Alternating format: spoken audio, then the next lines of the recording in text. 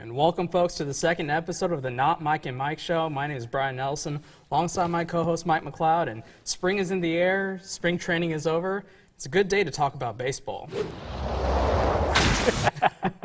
Now, Mike, is there some reason why we were dressed different? Did I miss a memo on the dress code for the show? You know, I wanted to add some professionalism to the show, and obviously you don't. No, I'm pretty a homer. Well, you're not a homer, but whatever the equivalent of a homer could be for somebody who likes the Red Sox. Yeah, and we'll find out if I'm a homer because we're going to talk all about baseball this upcoming season. We're going to talk about the NL and the AL in our first segment of Not True or True, where we'll give you a statement and we'll decide if we agree with that statement or disagree with it. So first, let's look at the NL West. And our statement for today for Not True or True, the Diamondbacks have done enough to win the NL West. Mike, do you believe that is not true or true? You know, as of 24 hours ago, I was going to say true. But then A.J. Pollock had to slide into home head first in a game that still didn't matter. You said spring training's over. It's not over. There's still 1 day left, my friend. And A.J. Pollock fractured his elbow. And I think that he's way too important to the Diamondbacks. So as of yesterday, I would have slated them in for a wild card spot above the Dodgers. I would have had the Dodgers third in the division. But A.J. Pollock going down, that means too much. So not true. The Diamondbacks. Actually, the statement the Diamondbacks have done enough to win the NL West is true, but then A.J. Pollock gets hurt, and it's no longer true. Yeah, they made a lot of great offseason moves, signing Zach Greinke to the monster contract to have that ace to start out with. And then they made an unbelievable trade with Atlanta Braves, picking up Shelby Miller for Dansby Swanson, the former #1 pick shortstop, as well as Ender Inciarte and a couple other minor leaguers. So you had to look at that starting rotation, adding with the lefty Patrick Corbin. You got to like the top of that rotation. But like you said, Mike, I think the real issue for the Diamondbacks will be that lineup. Without A.J. Pollock, they really only have Paul Goldschmidt as that threat. You look at that outfield, and Pollock just commanded center field so well that you could stick Yosmani Tomas, who is kind of a positionless player, out in right field, and you don't lose much defensively because Pollock can kind of make up for the defensive inefficiencies that Tomas brings, being a first baseman / third baseman, corner outfielder. He's just a bat, basically. You just want Tomas in the lineup, and now David Peralta would have to shift from left field over to center field, and you kind of have to platoon left field to try and come up with something. They still got my boy Socrates. Socrates, yeah? Yeah. Did you think about that one? Yeah? No. No? Okay. Stop. And that middle infield, they picked up Gene Segura, who was a nice prospect with the Brewers, but the Brewers just haven't seen enough from him to have him be the future shortstop for them, and they're rebuilding. So they got a nice piece there, and they kind of have little spots here or there that have platooning like left field now and second base with Chris Owings, and the other former shortstop, Nick Ahmed, might shift over to second base. But there's just a lot of holes in that lineup that I don't think that they can contend in a division where the Giants got so much better. Yeah, definitely. And also, the Dodgers lost that Greinke, but they're still stacked. Like, they still have all the big names. Yasiel Puig's still kind of a question mark, but you still got all the big names that they have had over the years and the reason why they won 3 straight NL Wests. So, yeah, you don't have a lot of pitching, but you have a lot of hitting to make up for it. So. And crazy enough, their 3-hole hitters, Justin Turner, out of all the players that they have, Yasiel Puig, Carl Crawford, Andre Ethier, Jock Peterson, Justin Turner, right in the middle of that lineup, just to be dependable. But who do you think is going to win the NL West this upcoming? It's an even year. Do you think your Giants have enough to overcome the Dodgers? Even though I absolutely hate Johnny Cueto and everything he's ever done and everything he's ever stood for, I think that yeah, I didn't like him in Cincinnati. Yeah. I didn't like him in Kansas City. He played 2 good games in the World Series and ended up with a 6-year contract. I didn't like the signing at the time, but I think Jeff Samardzija has actually really surprised me. I remember back in 2010, I believe it was Madison Bumgarner. He had some yips in his windup and just couldn't get anybody out. And Dave Righetti just worked with them. They skipped a start. 10 days later, he turned into the bad bum that we know now. And so I think Jeff Samardzija, with all his problems, Dave Righetti is the one to fix it. So I think that you have a really reliable, obviously, number 1, and you have a really reliable number 3, and you have a number 2 that will benefit from playing in AT&T Park. So, and then you have Matt Cain, who was a former ace, as the 5th starter. you have a stacked starting five in terms of your starting rotation. And then everybody up and down the lineup for the Giants can hit 300 if they want to. Maybe not Angel Pagan, but he's also hitting ninth behind Madison Bumgarner. So I think that I also really like that trend of having a position player bat ninth as a second leadoff man. And they also are having Buster Posey in the 3 spot so that he's not the leadoff man for the second inning. So I think they're doing a lot of really good things in terms of like sabermetrics and not Moneyball and not, Oakland's version of sabermetrics, but just little things that will end up winning them a game here, a game there, that will end up edging them over the Dodgers. Yeah, another team who took that strategy last year and really was successful with it was the Cubs.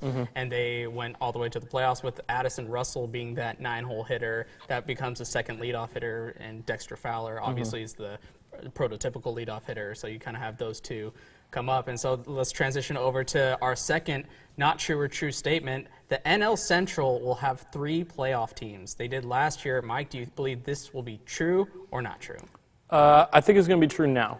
Again, as of yesterday, I would have chosen the Diamondbacks and the Giants to both make the playoffs. But I think Pittsburgh will still need some help from the Dodgers to implode, or whatever, I guess, the April version of imploding could be. But I think Pittsburgh is going to need some help from the Dodgers in order to make the playoffs. But I think you can slate the Cubs and the Cardinals into those in 2 of the 3 spots. Yeah, obviously with the Brewers and the Reds rebuilding, it's really the top of the 3 teams of the NL Central have a good chance because you play so many games against those bad teams. But for me, I believe this is not going to be true. I think the Dodgers will eventually have enough wins to overcome the Pittsburgh Pirates. Their offseason to me was a little strange in that you lose Pedro Alvarez, who's liability in the defense, obviously, but you miss his power, and you trade Neil Walker for John Neese, left-handed pitcher from the Mets that's really a 4th, 5th starter. And Neil Walker is a really underrated player, in my opinion, at the second base position, being a switch hitter, being a near 300 hitter, and just a solid in the middle of the lineup kind of hitter, and you just lose him, and you have to replace him with a Sean Rodriguez, who's in Tampa. He's just a utility player. You know? It's just a loss of a starting second baseman or 4th or 5th starter that's not going to make too much of an impact, and I don't think, in the upcoming season. Jung Ho Gong, who was a good signing for them out of Korea, has been injured this spring training, so he won't be ready at the start. I think that infield really has a lot of question marks for me for the Pittsburgh Pirates, and only Josh Harrison, who can play third, who can play second, he's the real assurance, and maybe that can stabilize that. But the Pirates, I don't think, have enough. I think they lost too much to really go up against the Dodgers in the wild card scenario. But I think they have enough pieces that it's going to be a very tough race at the end. Oh, it's going to be tight, yeah, with Andrew McCutchen, I think they have the best young outfield. Like, no offense to the Cubs with their Jorge Soler, Schwarber, Hayward. Polanco in right, Marte in left, and McCutchen up the middle. I think that's the best starting 3 outfield in terms of age and ability, and maybe ability overall. Yeah. And I think we can agree that the Cubs, with the improvement of Ben Zobrist, they haven't really improved their pitching too much. They still have John Lester, who's aging. They still have Jason Hamill, but they found Jake Arrieta out of the scrap heaps of Baltimore, turned him into a Cy Young winner. But I think the Cubs' talent is obviously. You believe the Cubs will win the division over the Cardinals? Oh, definitely. I think you still have John Lester, who's behind Madison Bumgarner, the best World Series pitcher of all time, and you still have Jake Arrieta, who was a Cy Young candidate, and so I think you have enough pitching. Like the Giants, you have enough pitching there that you can eke out wins, and you can steal games here and there on the road in St. Louis, on the road in Pittsburgh. And then you just need to beat up. You might have to win every game against the Brewers in order to do it, but who isn't winning every game against the Brewers, you know what I mean? So, yeah, I think the Cubs are winning that division.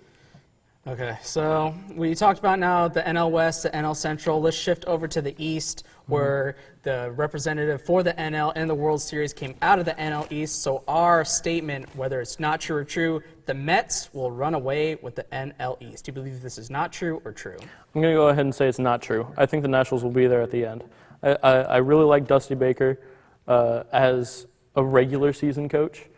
He hasn't done a lot in the playoffs in terms of other than the one year he went to the World Series. He's really good at bringing a team together to at least get to the playoffs. I don't think he'll do it this year, but I think it's going to be a tighter race than I think everybody else thinks. Yeah, and count me in as everybody else, because I believe that statement is true. I think the Mets far and away have the best pitching staff of the NL East and maybe all of baseball, with the young guns with DeGrom, Harvey, Steven Matz, Syndergaard, and in June, Zach Wheeler comes back from Tommy John. So potentially, obviously, everybody loves Bartolo Colon, and he's the jolly old man who, he gets a single, runs 9 seconds to first base, and everybody loves him. And he's the most lovable steroid user of all time, I believe. He's the anti-Alex Rodriguez. Yeah, exactly. Because if you're pudgy and you're taking he's steroids, adorable, honestly. Exactly. And so the Mets pitching staff, I think, just surpasses past the Nationals, who lost a couple good pitchers in Jordan Zimmerman and Doug Fister, who went to the Houston Astros, and Zimmerman went to the Tigers. They have, obviously, Max Scherzer, who's a dominant pitcher, but after that, it's Strasburg, who's on a contract year, so he might pitch well for them, obviously, in that he's trying to make money. He's a Scott Boras client. He's got to pitch well to make his next contract. And Gio Gonzalez, who's been kind of up and down pretty much since he got caught as well. So the Nationals are obviously the closest because the Braves are rebuilding. And if we were still doing this show in a couple of years, watch out for the Braves. I'm just saying, all the talent they're stockpiling in the minor leagues. They're the Astros of 3 years ago. Yeah, exactly. And the Phillies, who am I forgetting? Braves. Doesn't matter. Yeah, it doesn't really matter. so the Mets, I think, will by far and away extend their lead past the Nationals, who are their really only threat in the division. And they got Cespedes back. That might be the question mark in whether he can play center field consistently, because they want Michael Conforto to play left. I really don't think that Cespe is a very good center fielder. I don't think he has the speed to really cover a lot of ground. If he played in the American League, I think he'd be a DH. But I think the Nationals would be there for no other reason than the rest of the division is pretty cheeks. You know what I mean? Yeah. So.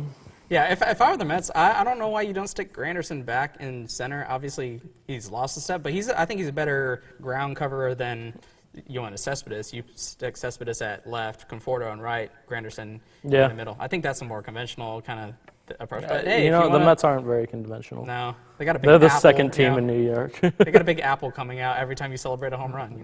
That's it's better than what the Marlins are doing. Oh, with their grand parade of fireworks and rainbows in center field. And a giant fountain that's 14,000 feet high. Yeah, only activated by Giancarlo Stanton. Obviously. That's the other team, the Marlins. Oh, yeah, there you go, folks. They might be there, actually. Yeah. Now that I think about it, I think they could be there at the end. Christian Yelich, Osuna. Yeah. Did they pick anybody else up? I don't remember. I don't think so. They got Wei-Yin Chen from Baltimore to add with Jose Fernandez. Baltimore, in all sports, is just awful. Well, that's a great way to wrap up this segment of NL True or Not True. After this break, we'll come back and play this game with the AL side before we give our way too early playoff predictions.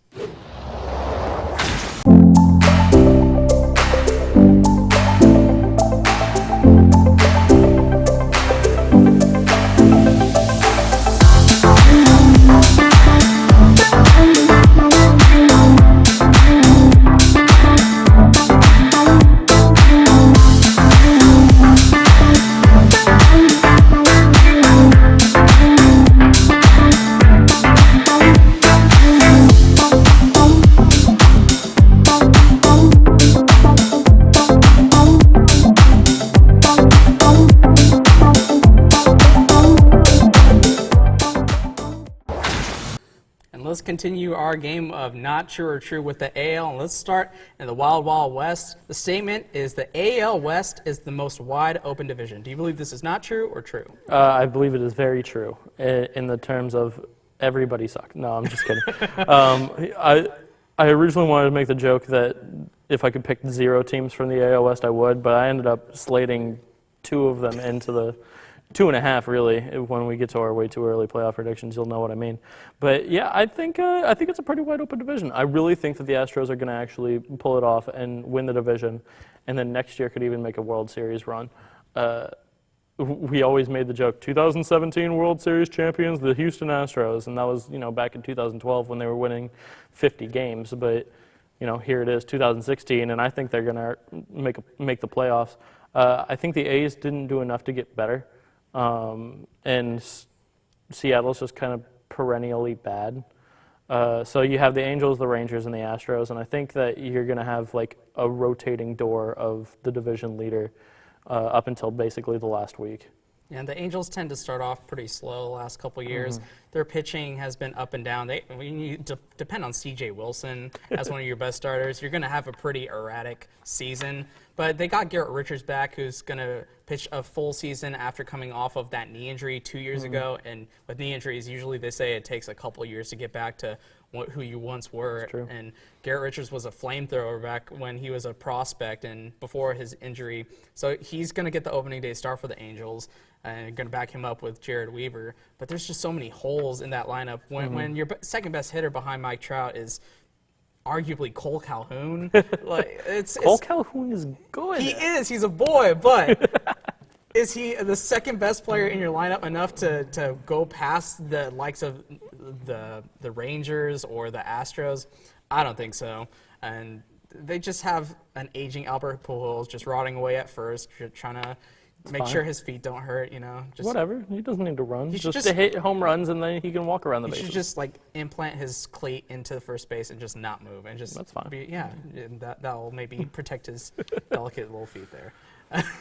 And just the Angels, they don't impress me so much. So I do think it's pretty wide open though, and it's the unpredictability of the Astros or the Rangers. I think that the health is really what's going to determine that division. And when health is kind of the factor that you kind of go to, I think that leads to wide open. Just because the Rangers are older, they have Adrian Beltre, who's still going. He's almost 40 years old and been playing for probably more years than he's been not playing in Major League Baseball. And you have Josh Hamilton, Prince Fielder, Shin-Soo Choo, Elvis Andrus. It's a great team for 2008. Yeah. But for 2016, it really they came from behind out of nowhere to win that division last year. And with the addition of Cole Hamels as the ace, I think the Rangers have stabilized that top of the rotation. Yu Darvish, again, somebody who's been plagued with injuries. Derek Holland as well. This is the first time he's come out of spring training healthy. Well, if there's one game left. There is one game left. I don't know if he's pitching. Yeah, but he could be hit by a line drive while sitting in the dugout with Derek Holland's luck. He's been injured so many times for the Rangers. It bounces off of Yu Darvish's elbow, too. Yeah, and they're both on the DL for 60 games. Yikes. Yeah, but the Rangers, they need to stay healthy. If they stay healthy, I think they can win the division. But the Astros, Carlos Correa, he's going to be the next coming Mike Trout in that he's just so big, so powerful at the shortstop position. It's just nothing like him in the game. Quick question before we move on. Do you think that the Angels are going to waste Mike Trout's entire career? Ooh, that is a good question. I think they are. Yeah. Just the way that they spent money for the first time in their franchise history and it didn't work out. So I think that's going to make them pretty tentative going forward, and that they're not going to put a lot of pieces behind them. And the developmental process of baseball takes a long time. And the Angels haven't been making moves like the Braves have to just implode, get young players, and try and be the Cubs, the Astros, get all these influx of young talent. They've just been kind of meandering in that purgatory of 80 wins. And you just it doesn't make sense that the best player in the game is stuck on that team. And I just don't think they have the farm system coming up to add. They got Andrew Heaney in that Howard Kendrick deal. Andrew Heaney doesn't sound like a baseball player, at the major league level. He sounds like Corey Matthews' teacher, Yeah. Heaney. Oh, God.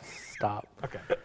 But, the argument always is who's better, Mike Trout or Bryce Harper, and everybody leans Bryce Harper right now, and I don't think that that's true, really. No. Mike Trout just kind of doesn't really exist in people's minds anymore. He just kind of is wasting away, as most people do in Anaheim. But Bryce Harper, I don't think is nearly the player Mike Trout is. But everybody goes, "Oh, Bryce Harper is the biggest thing in baseball." I think even Giancarlo Stanton is better than Bryce Harper, but Bryce Harper just attracts more media attention. I think that's another show, that's a true. topic to talk about. So let's go over from the West to the Central, where Kansas City has gone to the World Series back-to-back years, winning last year. Our statement for not true or true: Kansas City will have the best record in the AL. Mike, do you believe this is not true or true? It's true. I got nothing to add to it. It's just it's a fact of life. Yeah. The Royals will have the best record in the American League, hands down. Next question. Yeah, they lost Alex Rios. Do you think Alex Rios is really the difference maker between them winning a World Series or not? Losing Johnny Cueto? Probably not.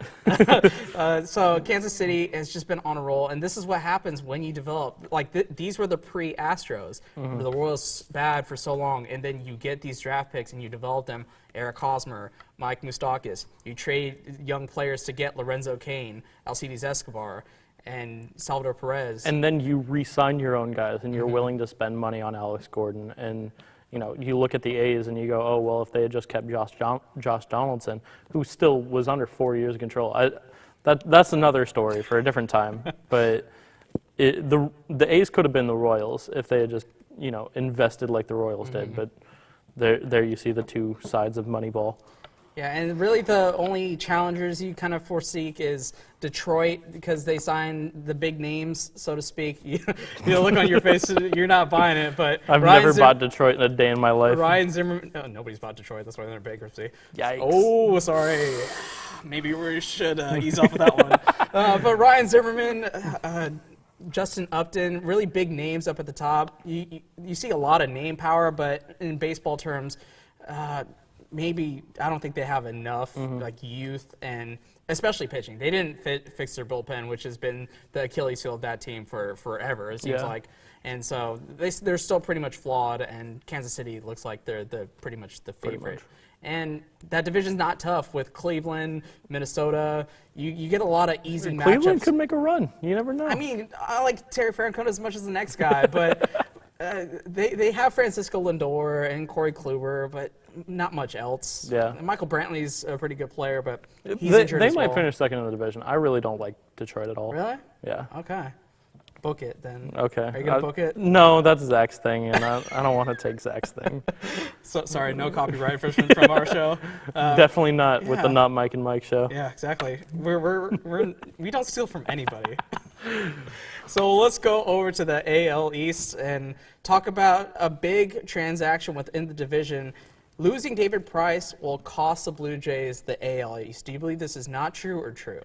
I'm going to go ahead and say not true. I don't think there's anyone else in the division that's good enough to really contend with the Blue Jays. They still have too many pieces. Yeah, they lost David Price, but I've never been really high on David Price. He went to the Detroit Tigers for a while, and that's why I don't like him. No, I've never really liked David Price as far as like being an ace. I think he's a really good number 2, but I think he's just been overhyped as like this top 5 ace of all time for too long, and I don't think he's really as important as everybody's touting him out to be. And the Yankees, you couldn't even list all 5 starters, and you're the guy that just has all the names. Yeah. I mean, yeah, they have Aroldis Chapman for whenever he comes back, but... Hey, 30 games. He only got 30 games. That's 132 games, Mike. No, I hear you. He's only going to show up in in 50 of them, but, that's 50 innings that nobody's going to get a hit. So I think, we'll get to that later. Yeah. I think they're going to get to the playoffs, but I don't think that the Blue Jays have, lost this division. Especially with Pablo Sandoval weighing in at 457 pounds and being benched for Travis Shaw. Yeah. Hey, Travis Shaw. All right.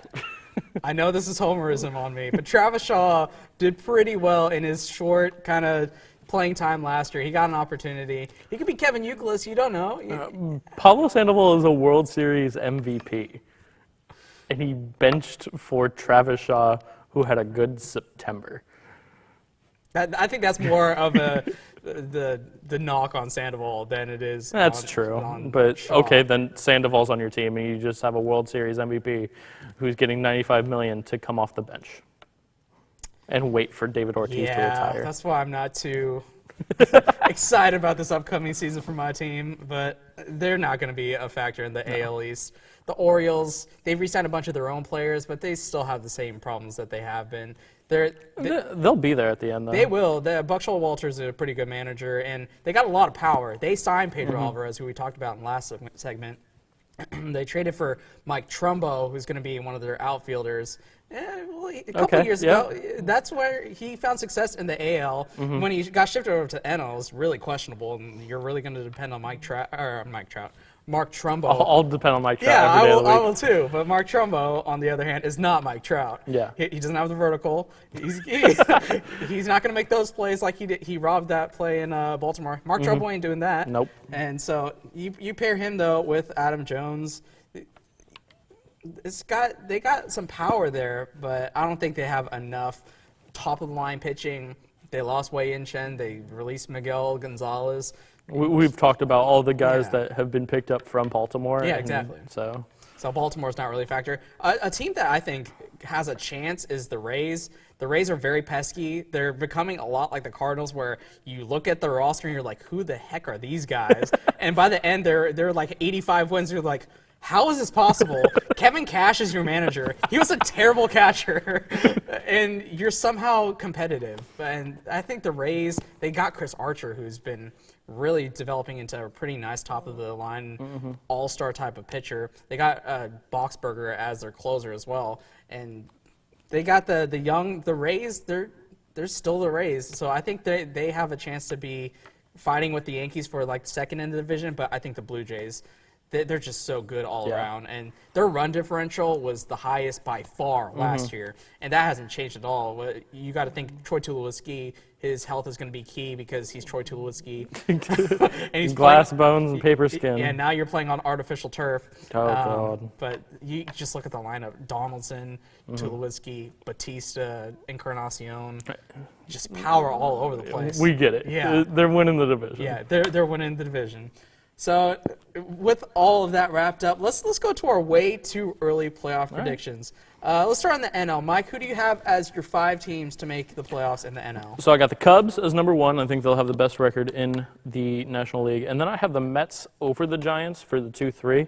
I originally slated the Giants to be in the 2 spot, and then I went, wait, who's in the East?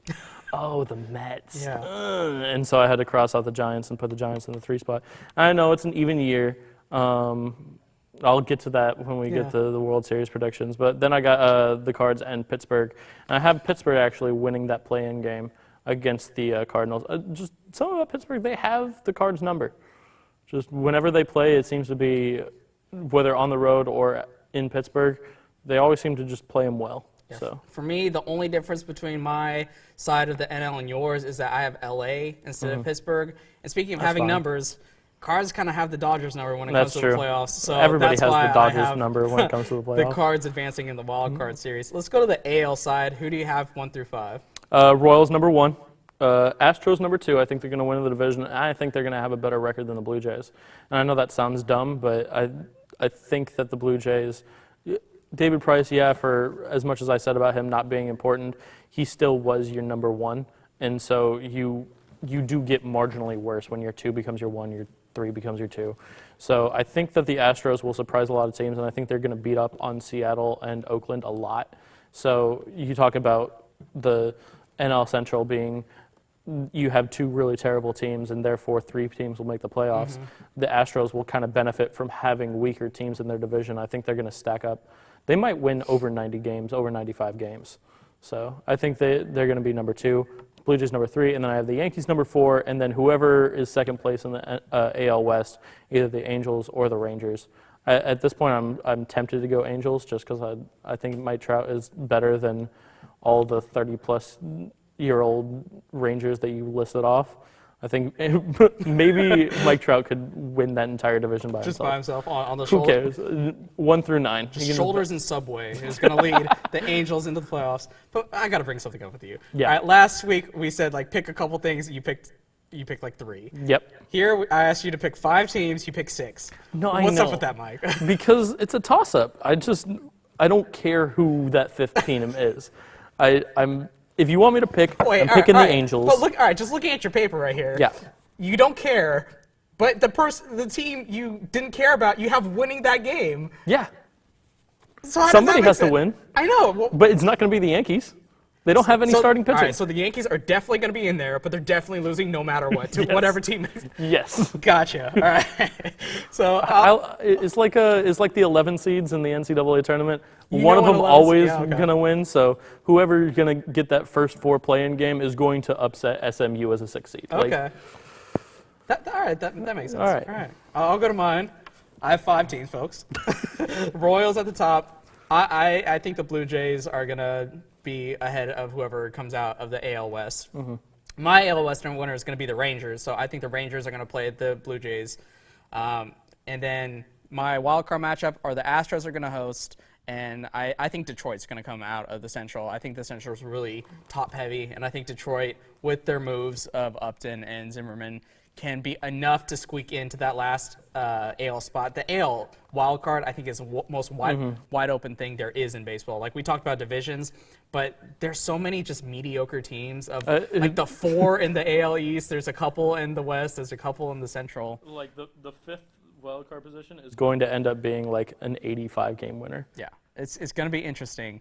And I think in that playoff game, you have Dallas Keuchel. If you set that up, Dallas Keuchel at home, he's so dominant there. I think the Astros will win that wild card if the Astros indeed are the home team for the wild card matchup.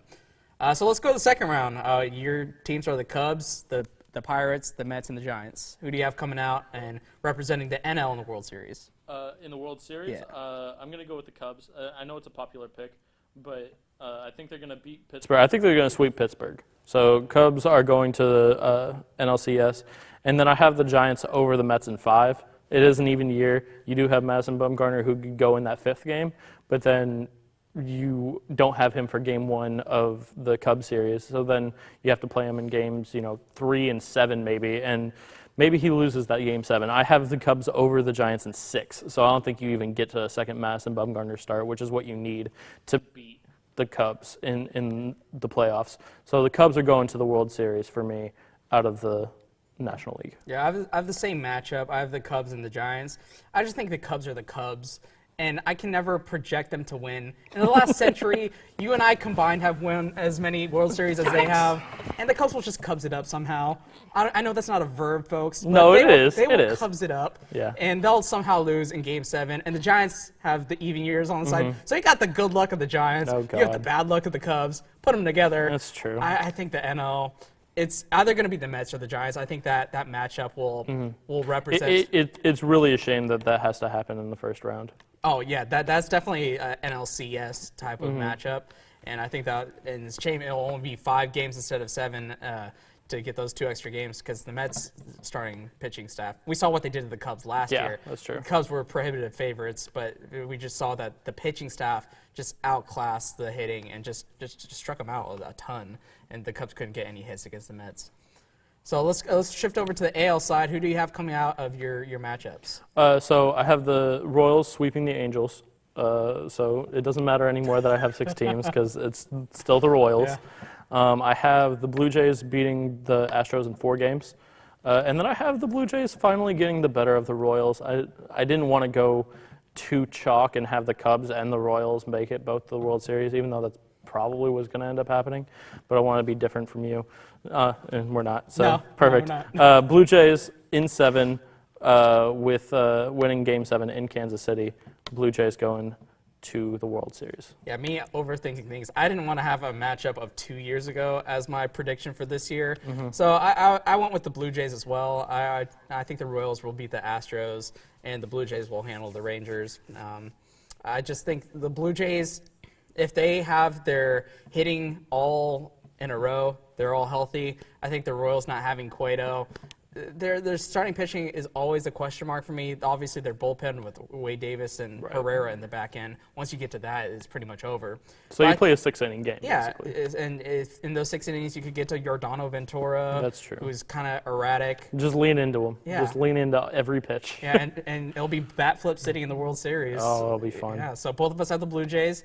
I have the Giants against them. You have the Cubs. Who do you believe will win? Cubs in 5. I think it's finally the year that the Cubs break the streak and they win just a year late from the Back to the Future prediction, but Cubs in 5. And for me, I think the Giants will win.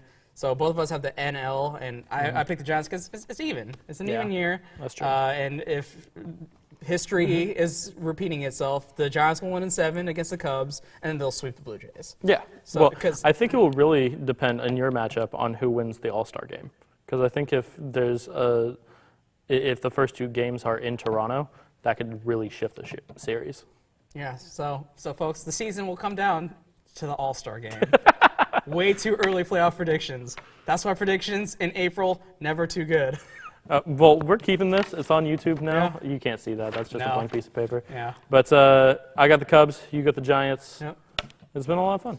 Yeah, so thank you for joining us for our second episode, the ML preview show of the Not Mike and Mike show. I'm Brian Nelson, joined, as always, by Mike McLeod. Thank you for watching.